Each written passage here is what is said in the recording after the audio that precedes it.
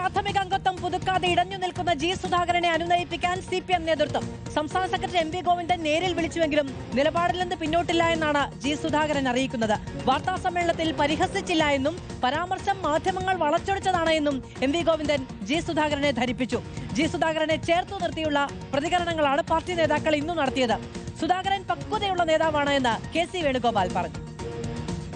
പാർട്ടിയുടെ സംഘടനാ മെഷീനറി എങ്ങനെയാണ് ചലിക്കുന്നതെന്നും അതിന്റെ ശക്തി ദൗർബല്യങ്ങൾ എന്തൊക്കെയാണെന്നും കൃത്യമായി അറിയാവുന്ന ജി സുധാകരനെ രാഷ്ട്രീയ എതിരാളികൾ അതും തെരഞ്ഞെടുപ്പ് സമയത്ത് ഉപയോഗിക്കാൻ ശ്രമിച്ചാൽ വലിയ തിരിച്ചടി ഉണ്ടാകുമെന്ന് CPM നേതൃത്വത്തിന് ബോധ്യമുണ്ട്.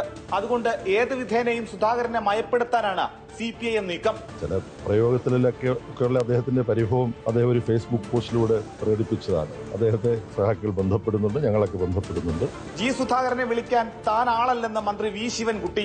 അദ്ദേഹത്തിനെ ഉപദേശിക്കാനൊന്നും ഞാൻ ആളല്ലോ. ഞാൻ ഒരു കാര്യം പറഞ്ഞു, പാർട്ടിയെ സംബന്ധിച്ചിടത്തോളം ചുവന്ന കൊടിക്ക് മുകളിലല്ല ആരും, എല്ലാവരും ചുവന്ന കൊടിക്ക് താഴെയാണ്. ഫേസ്ബുക്ക് പോസ്റ്റിൽ പേരെടുത്ത് വിമർശനമുണ്ടെങ്കിലും തനിക്കെതിരെ ജി സുധാകരൻ ഒന്നും പറഞ്ഞിട്ടില്ല, ഒരു വിമർശനങ്ങളും ഇല്ല എന്ന് ജില്ലാ സെക്രട്ടറി R നാസർ. ഒരു വിമർശനമില്ല.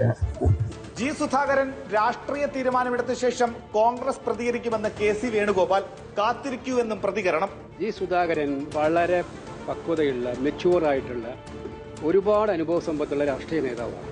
തീരുമാനങ്ങൾ എങ്ങനെ എടുക്കണം, ഏതെടുക്കണം എന്നും അദ്ദേഹത്തിന് ആരും പഠിപ്പിക്കേണ്ട കാര്യമുണ്ടെന്ന് എനിക്ക് തോന്നുന്നില്ല. റിപ്പോർട്ടർ ആലപ്പുഴ.